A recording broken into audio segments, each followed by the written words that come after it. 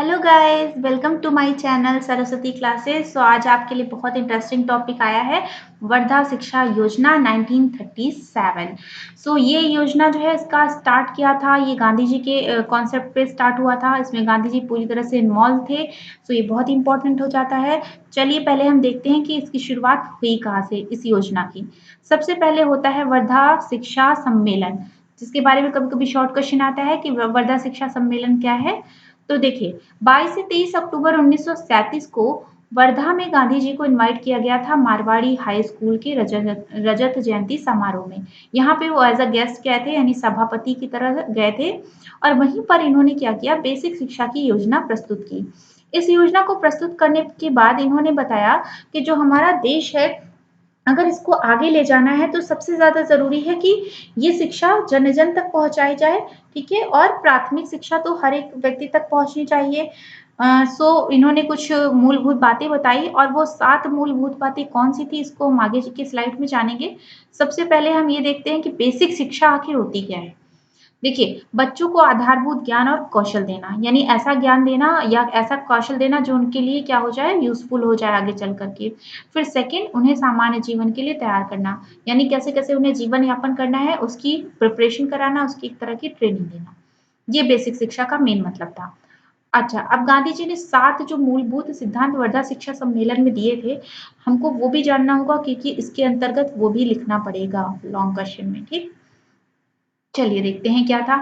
पहला था कि 7 से 14 वर्ष तक के बच्चों के लिए अनिवार्य और निशुल्क शिक्षा दी जाए, ऐसा गांधी जी कहते थे। सेकंड, कि प्राथमिक शिक्षा सभी के लिए समान हो, मतलब ऐसा ना हो कि कुछ लोग तो अंग्रेजी में पढ़ रहे हैं और कुछ लोग जो है उनको एकदम बेसिक एजुकेशन दे दी जा रही है, तो क्या होता है वो एक दूसरे को नीचा दिखाने लगते हैं। तो सभी के लिए प्राथमिक शिक्षा जो है वो समान होनी चाहिए। फिर थर्ड क्या है, शिक्षा ग्रामीण जनता के अनुरूप हो, यानी हमें जब शिक्षा देनी है तो हमें ये देखना है कि ग्रामीण आवश्यकताएं क्या क्या हैं, यानी वो शिक्षा उन आवश्यकताओं को पूरा कर सके आगे जाकर के। जैसे मान लो अगर कृषि की ज्यादातर ग्रामीण क्या होता है, ग्रामीण लोग कृषि पे डिपेंडेंट होते हैं, या फिर उनके पास ज्यादा रिसोर्सेस तो नहीं होते, तो वो अपनी इनकम के लिए क्या करते हैं, हस्त कौशल को बढ़ावा देते हैं। तो इस तरह की शिक्षाएं क्या होनी चाहिए, स्कूलों में दी जानी चाहिए। फोर्थ, इन्होंने कहा भाषा और गणित की शिक्षा तो दे रहे हैं, ठीक है, इसके साथ साथ उन लोगों को स्वास्थ्य शिक्षा के बारे में भी बताएं, क्योंकि क्या होता है अगर इंसान बीमार हो जाएगा तो अपनी एजुकेशन को ज्यादा मतलब अच्छी तरह से नहीं ले पाएगा। फिर फिफ्थ, उन्होंने कहा कि शिक्षा का माध्यम मातृभाषा रखना चाहिए, ताकि जो भी शिक्षा उसे दी जा रही है उसे बहुत सिंपल लैंग्वेज में समझ में आ जाए। ठीक है। सिक्स्थ है कृषि और हस्तकौशल की शिक्षा, ये भी दी जानी चाहिए प्राथमिक लेवल पर, इसलिए क्योंकि अगर इसके बाद बच्चा आगे नहीं पढ़ पाता है तो कम से कम वो इतना योग्य तो हो जाए कि वो अपने जीवन यापन के लिए कुछ कमा सके, और कृषि के माध्यम से या हस्तकौशल के माध्यम से।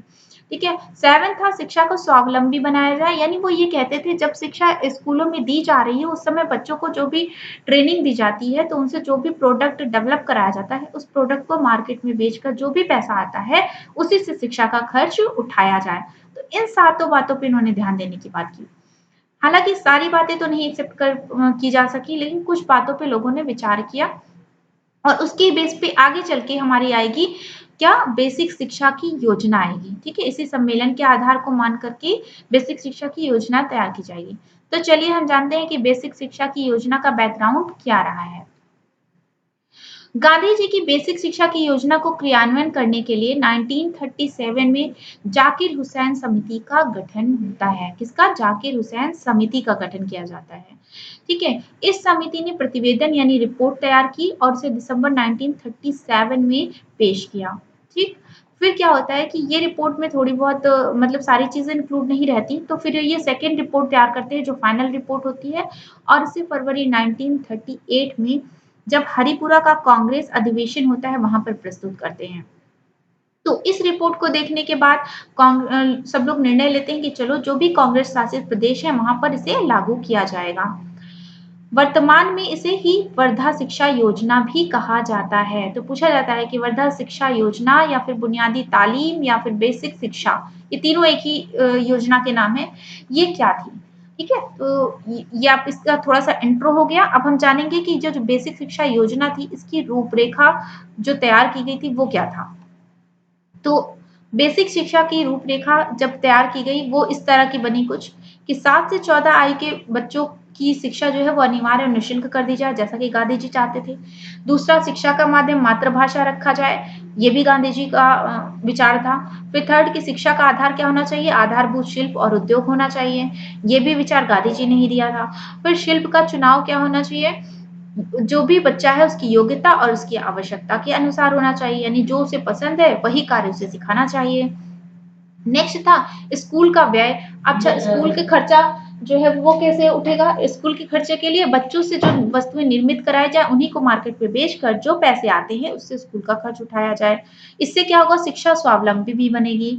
फिर कुछ और इसकी रूपरेखा में था कि जैसे शिल्प शिक्षा होनी चाहिए, और इससे शिल्प शिक्षा, जो शिल्प शिक्षा ली जाएगी यानी क्राफ्ट की जो एजुकेशन है वो बेसिकली क्या होगी, आपको आत्मनिर्भर और स्वावलंबी बनाएगी। फिर शिल्प ज्ञान की सामाजिक और वैज्ञानिक महत्व का ज्ञान भी बच्चों को कराया जाना चाहिए, यानी बच्चे को अगर ये पता होगा कि जो कुछ मैं क्राफ्टिंग सीख रहा हूँ इसको आगे जाकर के मैं अपनी लाइफ में कैसे यूज कर पाऊंगा, कैसे अर्न कर पाऊंगा इसके थ्रू, तो उसका इंटरेस्ट भी बढ़ेगा और धीरे धीरे वो चीजों को सीखने में ज्यादा अच्छी मेहनत करेगा। ठीक है। शारीरिक श्रम पर बल, उनके शारीरिक श्रम पर भी बल देना चाहिए ताकि वो क्या कर सके, जीविकोपार्जन कर सके, यानी उन्हें कृषि के कार्य में लगा करके या फिर शिल्प कला के उसमें समय दिला करके उनको उनसे शारीरिक श्रम करवाना चाहिए। इससे क्या होगा, जब वो कोई प्रोडक्ट बनाएंगे तो उसी प्रोडक्ट को बेच करके आगे उन्हें कैसे जीविकोपार्जन करना है वो सीख सकेंगे। नेक्स्ट क्या था कि शिक्षा बालक के जीवन और उसके व्यवसाय से संबंधित हो, यानी जो भी बच्चे को शिक्षा दी जा रही है वो उसके आसपास के वातावरण से जुड़ी हुई होनी चाहिए, जो वो प्रैक्टिकली देख सकता है। जैसे कास्ट कला होती है ना, अलमीरा वगैरह जहाँ बनाते हैं उस तरह की शिक्षा बच्चे को दी जाए जो वो आपस में आसपास देख पा रहा है, या फिर पेंटिंग करना या फिर किसी तरह का शिल्प, जैसे लड़कियां हैं उनके लिए कताई बुनाई, इस तरह के कार्य जो है वो अगर सिखाए जाएंगे, चूंकि वो उनके घर में भी होते हैं तो वो उसे बेहतर तरीके से सीख पाएंगी और उससे वो अपना कुछ अर्निंग भी कर पाएंगी। फिर बच्चों द्वारा बनाई वस्तु स्कूल बैग को निकाल सके। अच्छा, ये मैंने पहले भी बताया कि यही कॉन्सेप्ट गांधी जी ने दिया था और जो जाकिर हुसैन समिति ने भी ये कॉन्सेप्ट दिया कि हाँ, कुछ ऐसी वस्तुओं का निर्माण बच्चों से करवाया जाए जो जिससे बच्चे सीखते भी हैं बनाते वक्त और बनाने के बाद उसको बेच दिया जाए मार्केट में, जिससे कुछ स्कूल का खर्च भी निकल आए। तो ये सारी चीजें जो है बेसिक शिक्षा की रूपरेखा थी। कभी कभी लॉन्ग क्वेश्चन में आता है कि बताइए कि बेसिक शिक्षा की रूपरेखा क्या है, आपको ये सारे पॉइंट्स एक्सप्लेन करने हैं। नेक्स्ट अगर पूछा जाता है कि बेसिक शिक्षा के आधारभूत सिद्धांत क्या थे, एक लॉन्ग क्वेश्चन बहुत ही इंपॉर्टेंट जो है वो है। सो चलिए अभी हम उसको देख लेते हैं कि बेसिक शिक्षा के आधारभूत सिद्धांत क्या थे, यानी fundamental principles of basic education. So चलिए फर्स्ट पॉइंट देखते हैं क्या है इसकी फंडामेंटल प्रिंसिपल में, शिक्षा को अनिवार्य और निःशुल्क बनाने का सिद्धांत, यानी शिक्षा जो है वो सभी के लिए प्राइमरी एजुकेशन अनिवार्य होनी चाहिए और निःशुल्क होनी चाहिए। ठीक है। सेकंड, शिक्षा आत्मनिर्भर बनाने हेतु, यानी शिक्षा ऐसी होनी चाहिए प्राइमरी लेवल पर जो इंसान को इंडिपेंडेंट बना सके, उसको ये पता हो कि वो हाँ कुछ अर्निंग भी उससे कर सके, तो इस तरह की शिक्षा का सिद्धांत। ठीक है। थर्ड है जनसाधारण को शिक्षित करने हेतु शिक्षा। तो जनसाधारण को शिक्षित करने हेतु शिक्षा का क्या मतलब है कि अगर वो शिक्षा, कोई भी शिक्षा ऐसी है जो जन जन तक नहीं पहुंच पा रही है, सामान्य लोगों को नहीं मिल पा रही, तो ऐसी शिक्षा क्या हो गई, निरर्थक हो गई। क्योंकि हमारे यहाँ ज्यादातर लोग जो है साधारण लोग हैं और साधारण जीवन यापन करते हैं। अगर वही शिक्षित नहीं है, जो जो लोग बल्क में हैं, गरीब वर्ग के हैं, अगर वो शिक्षित नहीं है तो हमारा समाज कैसे शिक्षित होगा और कैसे प्रोग्रेस करेगा। सो जनसाधारण को शिक्षित करना शिक्षा का मेन उद्देश्य भी होना चाहिए। फोर्थ क्या है, सत्य अहिंसा और सर्वोदय का सिद्धांत। तो गांधी जी, जैसा आप सब जानते हैं कि सत्य अहिंसा के बहुत बड़े पुजारी थे। वो नहीं चाहते थे कि लोगों में द्वेष की भावना हो, झगड़े की भावना हो, और वो सभी का उदय चाहते थे। इसलिए उन्होंने ये सिद्धांत भी बेसिक शिक्षा में जोड़ने के लिए कहा और यही सिद्धांत जोड़ा भी गया। फिर शिक्षा को जीवन से जोड़ने का सिद्धांत, शिक्षा को जीवन से जोड़ने का सिद्धांत ये है कि एजुकेशन ऐसी होनी चाहिए जिससे हमारे जीवन की आधारभूत आवश्यकताएं पूरी हो सके, हम लोग अपना जीवन यापन सही तरीके से कर सके। इसका मतलब ये है कि शिक्षा में कृषि हो गया, हस्त कौशल हो गया, इन सबको इंक्लूड कराना चाहिए और उसे पूरी तरह से क्या करना चाहिए, जीवन से जोड़ना चाहिए। फिर शिक्षा का माध्यम क्या है, मातृभाषा हो, मातृभाषा में अगर शिक्षा दी जाएगी तो वो शिक्षा बहुत इजी वे में ग्रहण की जा सकेगी, ठीक है, एक्सेप्ट की जा सकेगी लोगों के बीच में। सो मातृभाषा होनी चाहिए। 7 पॉइंट था सामाजिक शिक्षा का सिद्धांत। सामाजिक शिक्षा का सिद्धांत क्या कहता है कि शिक्षा ऐसी होनी चाहिए जो समाज में लोगों की जो भी कर्तव्य बनते हैं वो उसको पूरा कर सके, ठीक है।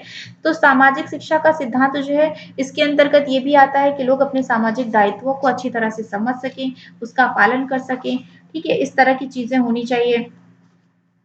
उसके बाद नेक्स्ट हमारा क्या है, शिक्षा हस्त कौशल केंद्रित का सिद्धांत, यानी जो भी शिक्षा प्राइमरी लेवल पे दी जाए उसमें हस्त कौशल को सेंटर में रखना चाहिए।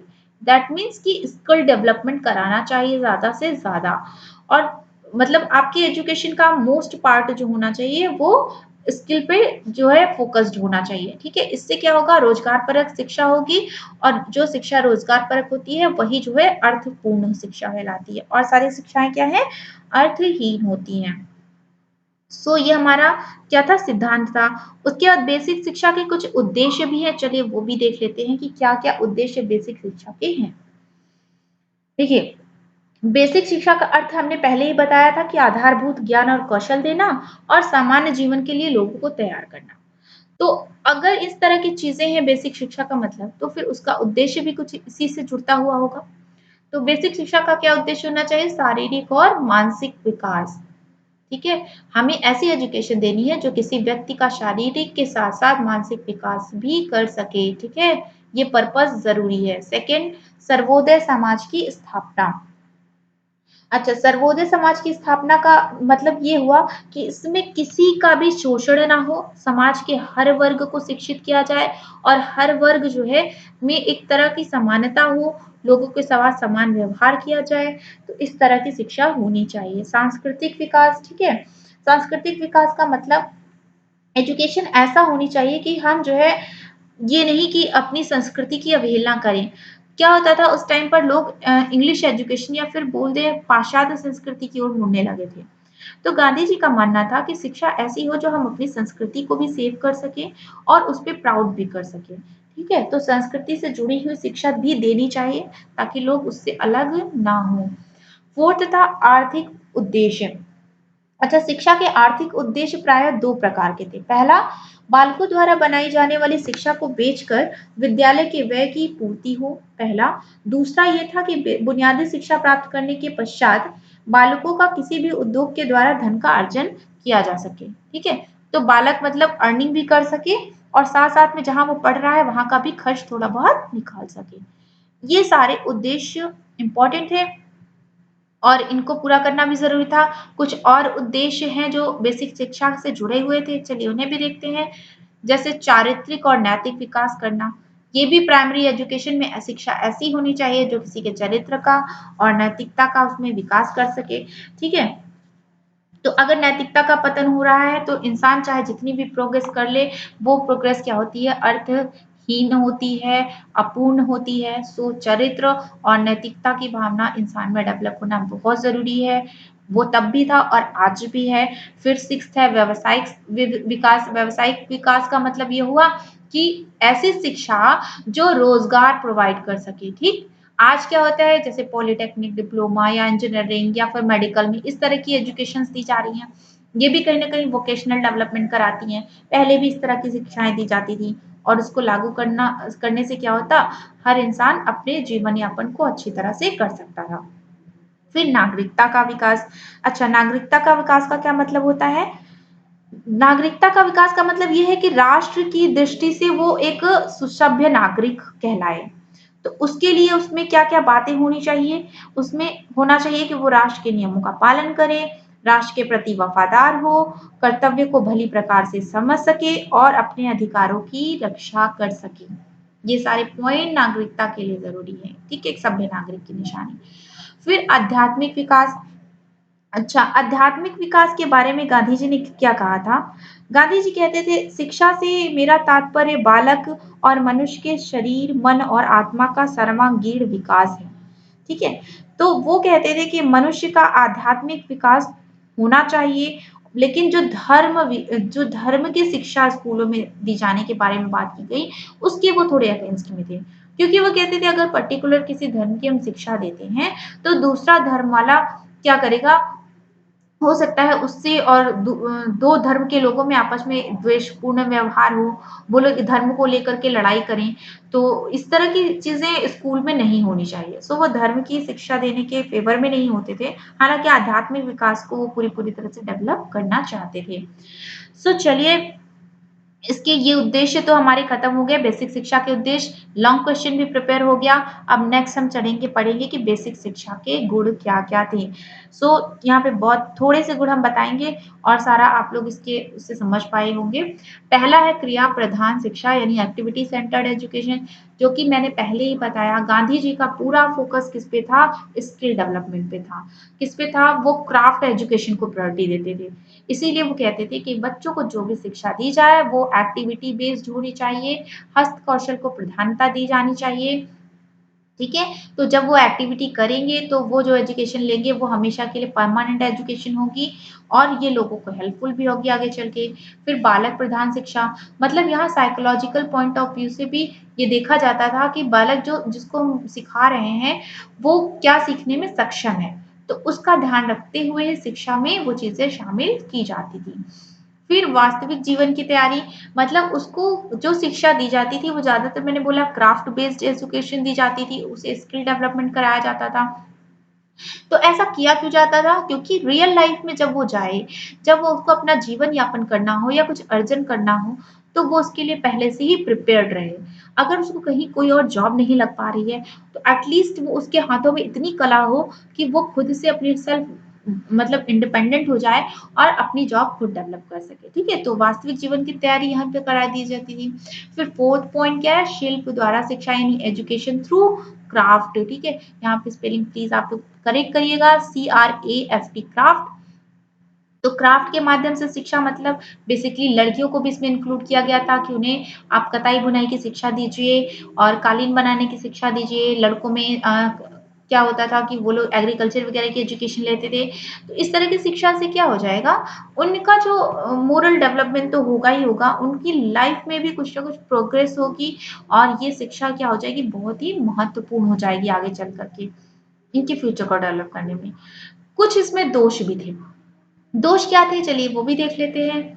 अभी तक तो सब कुछ अच्छा-अच्छा सा लग रहा था, लेकिन अब थोड़ी-थोड़ी इसमें हर चीज़ में कमियाँ होती हैं, इसमें भी थी। तो चलिए देखते हैं क्या दोष था। ये एक अपूर्ण योजना के रूप में आई। अपूर्ण योजना क्यों? क्योंकि गांधी जी का जो पूरा फ़ोकस था वो ग्रामीण क्षेत्र को लेकर के था, ग्रामीण बच्चों को लेकर के था, ग्रामीण लोगों के लिए रोज़गार डेवलपमेंट करने से था। तो उन्होंने नगरीय बच्चों की उपेक्षा कर दी, उनकी आवश्यकताओं को इग्नोर करके वो उन्होंने एजुकेशन जो है वो स्टार्ट करी। फिर उच्च शिक्षा से असंबद्ध थी, मतलब एजुकेशन ऐसे लेवल की थी जो कि क्राफ्ट बेस्ड थी, तो उसमें बहुत थ्योरेटिकल पार्ट इंक्लूड नहीं था, तो हायर एजुकेशन के लिए बच्चे नहीं जा सकते थे। थर्ड, नगरीय क्षेत्रों के लिए अनुपयुक्त था, क्योंकि वहाँ की आवश्यकताओं को ध्यान में रखते हुए ये स्किल डेवलपमेंट नहीं कराया जाता था, ठीक है? फोर्थ है कच्चे माल की बर्बादी होती थी, यानी बच्चों को जो कुछ भी सिखाया जा रहा है, कच्चे माल का प्रयोग करके वो चूँकि चीज़ें जो डेवलप कर रहे हैं, वो मार्केट में जाकर के बिकने लायक नहीं होती थी, तो बहुत सारा माल वेस्ट हो जाता था, ठीक है? समय और शक्ति का व्यय, तो उसमें समय भी लगता था क्राफ्ट प्रिपेयर करने में, शिल्प वगैरह की शिक्षा देने में क्या होता था, बहुत सारा समय लगता था, बच्चे बहुत मेहनत करते थे, काफ़ी टाइम लग जाता था उसको सीखने में। लेकिन क्या होता था, इन सब के बाद भी चूँकि वो क्वालिटी वाला प्रोडक्ट नहीं होता था, तो मार्केट में वो बिक नहीं पाता था, इसलिए समय और शक्ति दोनों का ही क्या हो जाता था, व्यय हो जाता था। धार्मिक शिक्षा का अभाव क्या मतलब है कि धार्मिक शिक्षा के लिए तो वो उन्होंने साफ-साफ मना कर दिया धार्मिक शिक्षा को। सो क्या हुआ कि धार्मिक शिक्षा इसलिए भी मना कर दिया क्योंकि इससे द्वेष की भावना होती, लोगों के बीच में डेवलप हो सकती थी। तो ये सारे इसमें कहीं न कहीं दोष थे। अच्छा, धार्मिक शिक्षा के कम होने से क्या हुआ कि मोरल डेवलपमेंट जो बच्चों में था वो भी कम हो गया थोड़ा-थोड़ा। फिर इस तरह का जो है दोष इसमें भी था। तो बेसिक शिक्षा को तो फाइनली हमने पूरा कंप्लीट कर लिया है। अगर इससे रिलेटेड कोई भी क्वेश्चन है तो पूछिए, कमेंट करिए। ओके, ठीक है। अब नेक्स्ट क्या है कि हम लोग अगला वीडियो लेकर के बहुत जल्दी आएँगे, लेकिन प्लीज़ सब्सक्राइब करिए ताकि नया वीडियो आपको देखने को मिल जाए और लाइक करिए, शेयर करिए, कमेंट करिए। सो थैंक यू गाइज़, आज के लिए बस इतना ही।